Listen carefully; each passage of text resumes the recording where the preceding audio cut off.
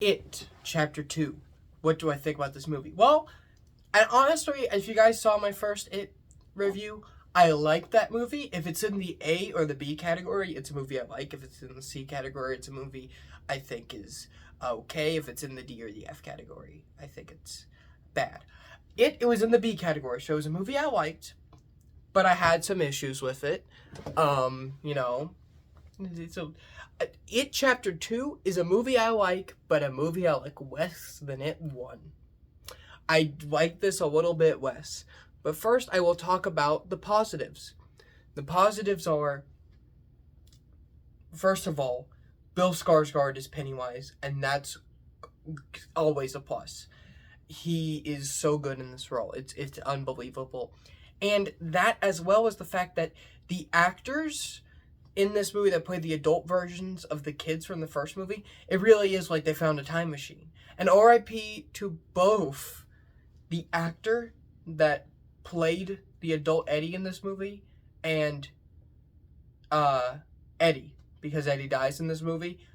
Freaking RIP, man. To both of those people. The fictional character and the real person who died. Both of them. More to the real person, by the way. Anyway, but yeah, like, that's cool. Like, it feels like they found a time machine. That works really well.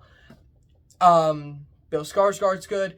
The only, like, one where it's like, it's like Finn Wolfhard and Bill Hader don't really look alike, but, like, whatever. Like, they make them look alike. And maybe that's just a me thing, that they don't look alike. I don't think they do. Finn Wolfhard's the guy who wanted Bill Hader to be, Richie. So, I mean, do I know better than Finn Wolfhard on this? Probably not. Anyway, that's really good. And the scene where it kills somebody in the House of Mirrors is awesome. And some of their introductions are, good. Their interactions with them as adults, that's good. They really do feel like a group of people who knew each other in middle school, like, meeting again in their, like, late 30s, early 40s. Like, that all works. And, like, I like that. I think everybody feels like where they would be. Richie is a stand-up. In the book, the adult stuff and the kid stuff, it's all told at the same time. And here, they did a movie with the kids and then they moved a movie with the adults. But that brings us into the negatives, because they didn't do that exactly. Because this movie tries to do they're adults for the main story, but then there's flashbooks that, like, the book and the 90s movie did. But it doesn't make sense, because it's like, hey, if you're going to do this kid stuff, why didn't you do it in the last movie? Just make the last movie longer. And make this movie shorter, because this is almost 3 hours, and it did not need to be. That's my major problem with it. It's 3 hours, it didn't need to be. Another problem with it Chapter 2 is, God, I this was with the title, man.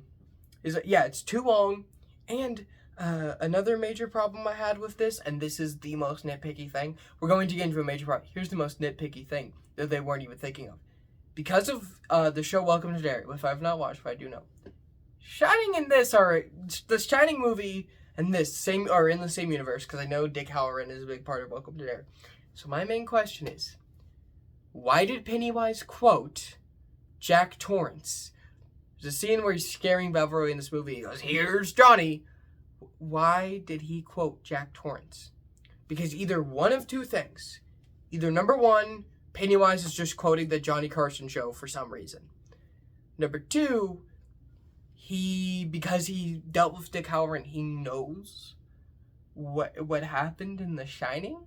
He knows what happened, every word, and he's quoting Jack Torrance. Which, even if he knows what happened, why would he quote Jack Torrance? Jack Torrance is just some guy who tried to kill his family because he was compelled by ghosts to do it. Pennywise doesn't give a shit about that.